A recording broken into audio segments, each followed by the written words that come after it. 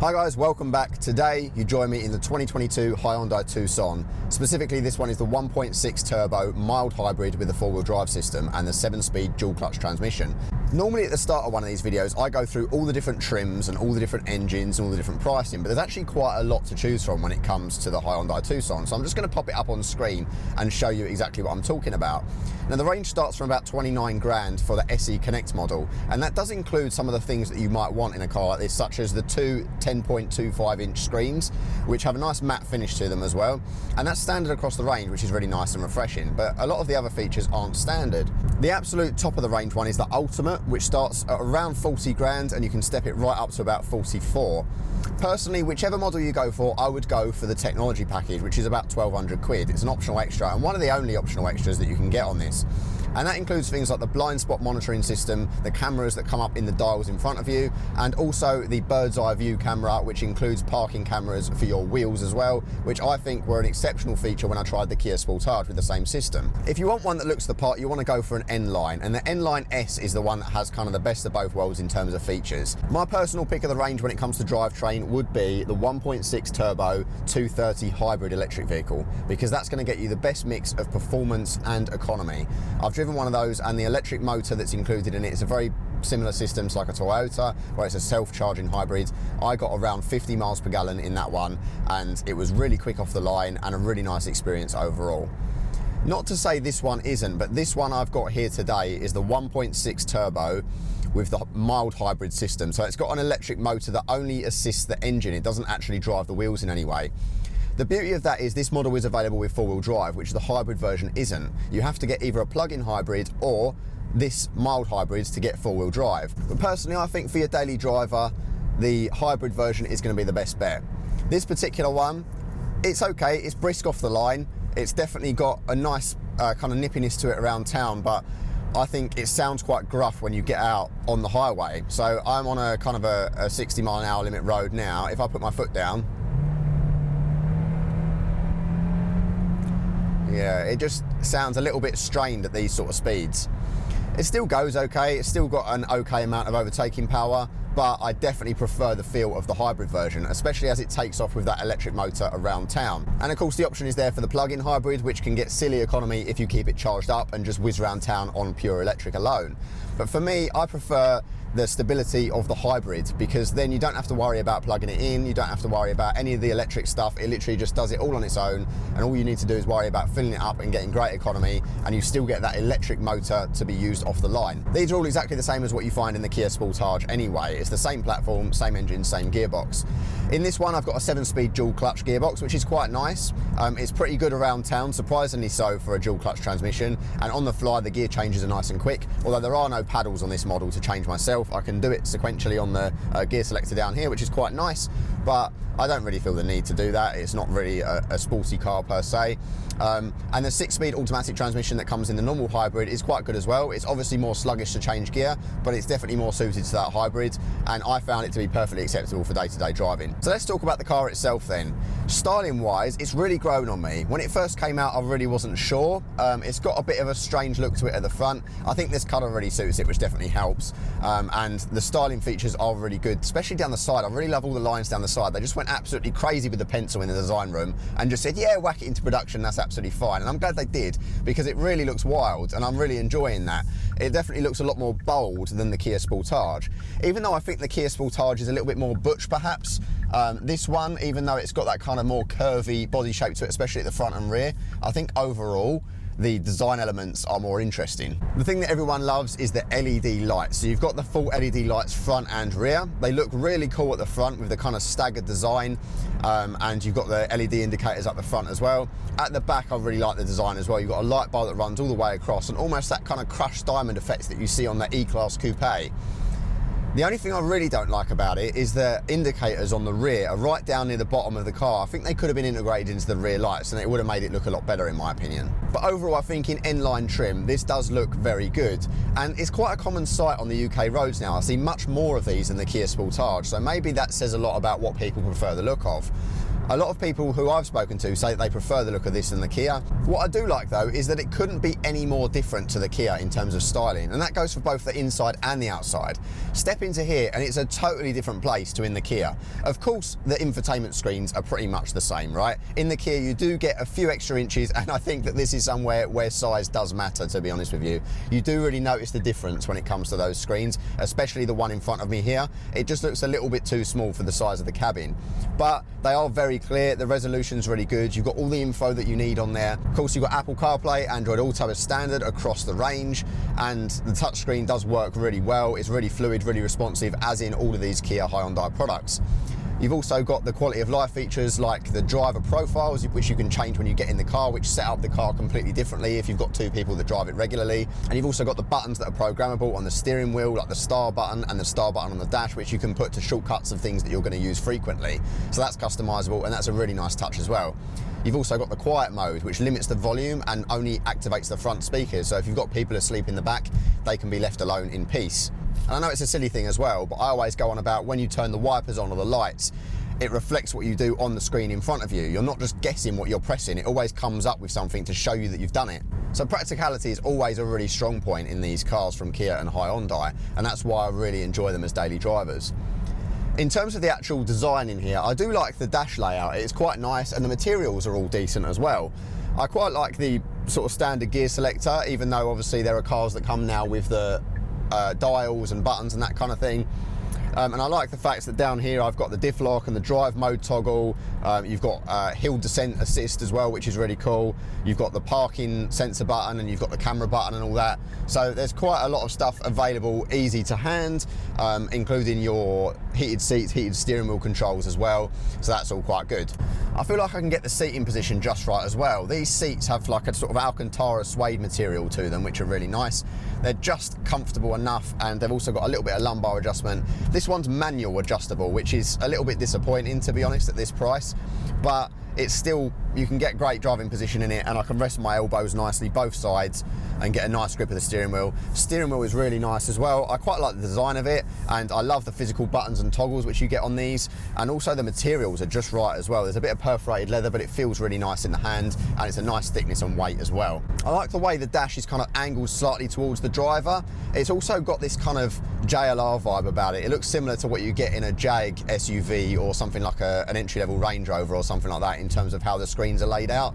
But the thing that I really dislike, and I've got to be completely honest about this, is the climate controls. I think the screen just looks tacked on. It's a really low quality display with not much information on it at all, and everything is touch. Everything, and it's all gloss black, so it's covered in fingerprints and dust all the time. It reflects everything that comes in through the window, and it's incredibly frustrating to use whilst on the move.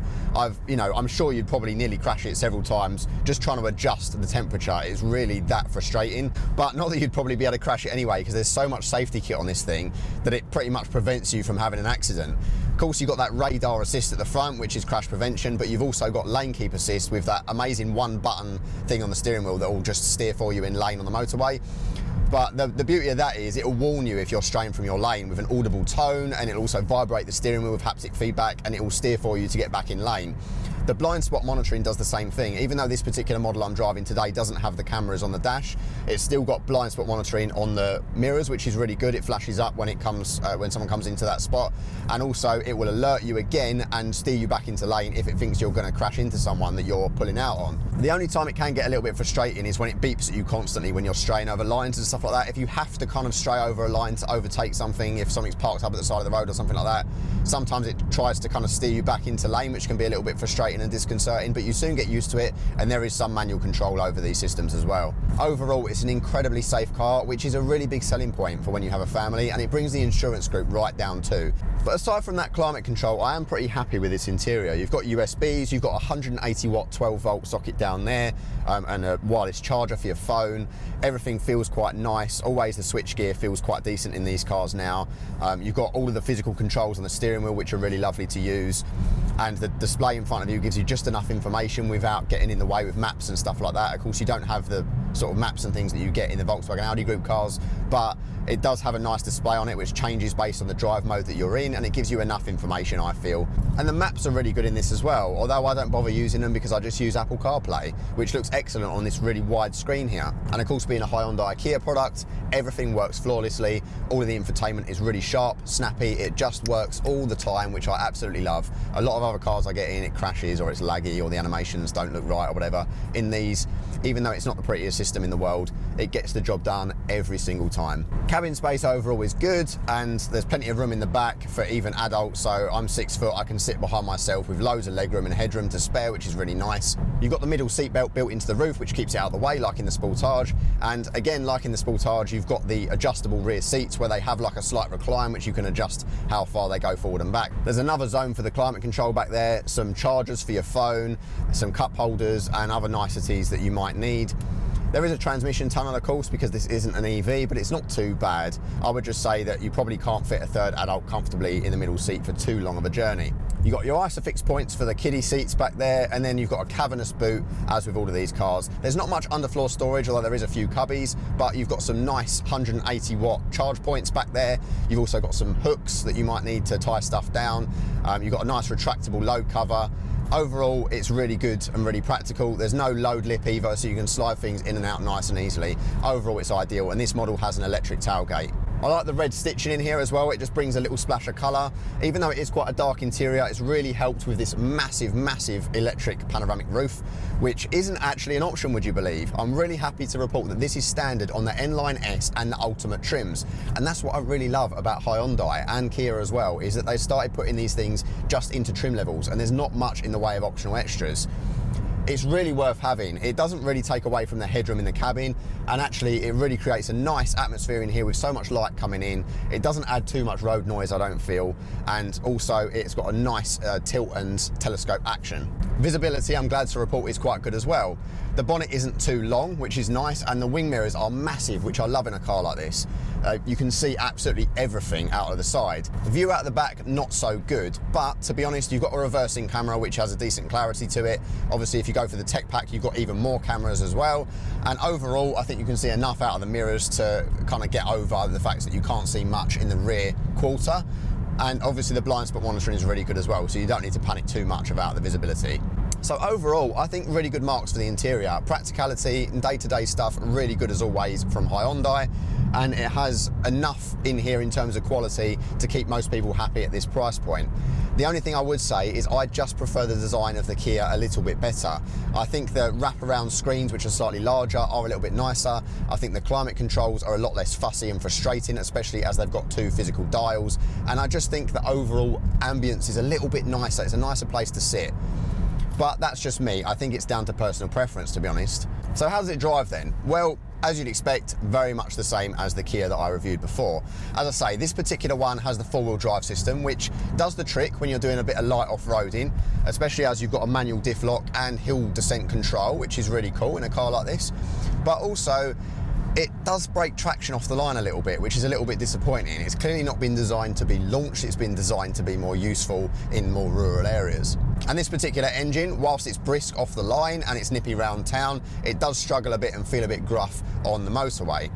It's not the end of the world, like it does still perform just fine for a family car, but it's not going to blow you away, and I really think it's worth spending the extra money to go for the proper hybrid, because the hybrid, the self-charging version, is going to get much better economy, probably 50 to 55 mile per gallon versus the 35 I've been getting in this one, plus it's more brisk off the line and smooth around town as well. But performance is alright, steering is nice and light, but still kind of has a nice weight to it when you're going around town. It doesn't feel too sloppy. Let's give it some beans here. We're up to the limit quite quickly, but as you can hear, it does sound a little bit strained in this particular car. But I have been pleasantly surprised by how refined it feels round town. When it comes to low RPM stuff and coming across the line or just sitting idling, it does feel quite smooth, this engine. I think in terms of how it rides, it's quite decent as well. You've got multi-link rear suspension. It feels quite compliant when you're just doing day-to-day stuff, and even cornering through the bends, it feels like you know where the car's being placed at all times. Steering is also quite nice and direct as well. Like, it's very responsive when you kind of just throwing it in. There is a bit of body roll, but you can kind of feel what the car's doing at all times. It feels quite confidence inspiring, which is nice in a car like this. Obviously it's not a track car, you're not going to be throwing it around too much anyway, so you don't need to worry too much about that. I think for what it is, it feels nice. The turning circle is really good, and you just know what the car's doing. It never feels like it's going to break loose on you, which is always reassuring. Something I do really like as well with this powertrain is that it goes into like a coasting mode. It switches the engine off when you're driving along, and it comes up with a little picture of a boat and it says sailing. I really find that fun. I must say this is definitely a little bit softer than a Kia Sportage, but I think you'd only really notice it if you drove them back to back. Even going over some quite harsh bumps here, the car feels very stable. I'm really impressed with how subtly this thing moves off, especially because it's a dual clutch. I always find sometimes dual clutches can be a little bit jolty in traffic, but this one has been paired really nicely, and it feels like you can set off really smoothly. Definitely not as good as in the full hybrid, because that uses the electric motors to set off, but this is really impressive for a kind of a base petrol. You can also get this with a manual transmission in the base model, but I probably wouldn't go for that one, to be honest with you. I think you're better off with either a dual clutch or going for the hybrid. Right, the question, would I have this or would I have a Kia Sportage? To be honest with you, it's like choosing between jam and marmalade in the morning. I don't know, what do you fancy? I think personally, the styling on this one is going on me a little bit more. But, and it's a big but, the interior on the Kia I think is a nicer place to be, especially the climate controls. I just think they're better with the physical dials, and it's just designed a little bit nicer. I also think that the infotainment screens are nicer on the Sportage. And you tend to get a slightly better deal from what I've seen. They're priced very, very similarly, but the Sportage tends to come out just that little bit cheaper for the amount of equipment that you get. And the warranty is a slight difference as well. So they are both industry leading, don't get me wrong. So on this, with the Hyundai, you get a 5-year warranty, unlimited mileage, which is excellent. On the Kia, you get 7 years, up to 100,000 miles. Most people don't keep their cars for that long anyway. So again, it's much of a muchness. Just spin the wheel, roll the dice, I don't know. Which one do you prefer the look of? I just personally think the most important thing is to get the drivetrain choice right. And if you can afford it, I would say go for the normal hybrid version, unless you know that you're going to be plugging it in overnight, then a plug-in hybrid might be for you. But I don't think the standard model with 150 horsepower or this 180 horsepower mild hybrid version is the one to go for if you're putting your money in. Other cars to go for, I think probably a Peugeot 5008 is another one to look at in this sort of segment, because I really like the interiors of the Peugeots. I think you get a lot of quirks and features for your money, so that might be worth looking at as well. But yeah, I think with anything Hyundai and Kia, you really can't go wrong as a daily driver. It's just a nice place to be. There's loads of quality of life features, and although it's not the most interesting choice in the world, it's going to be safe for your family. You're going to have everything in it that you need, and all of the tech is exceptional and works really well. Go for that tech package if budget allows, because that gives you all the nice fancy cameras which make living with this thing a lot easier, and it's definitely something that you can show off to your pals. But overall, I don't think you could go wrong with a Tucson or a Sportage. Now remember, if you're looking to purchase one of these pre-owned, I've got a car vertical link for car history checks below, which gets you 10% off, and I've also got my Lease Loco affiliate link in the description below as well, which will show you the best lease deals on these brand new, and there are quite a few deals out there. Or if you're looking for my Kia Sportage review, I've got that on the channel as well, and that includes the review of the hybrid drivetrain, which I much prefer. Maybe go and try out both. Maybe just see what you fancy. Personally, my money would go on the Kia, but that's just me. I don't think I would be too ungrateful if someone handed the keys to one of these to me any day of the week either. They're both exceptional cars as your daily driver, especially if you've got a family. So thanks again guys for watching. Thank you so much to Hyundai for sending me out the car. I hope to work with them a lot more in the future and get some more cars to you guys. Thank you guys so much for watching, and I'll see you in the next one. Bye bye.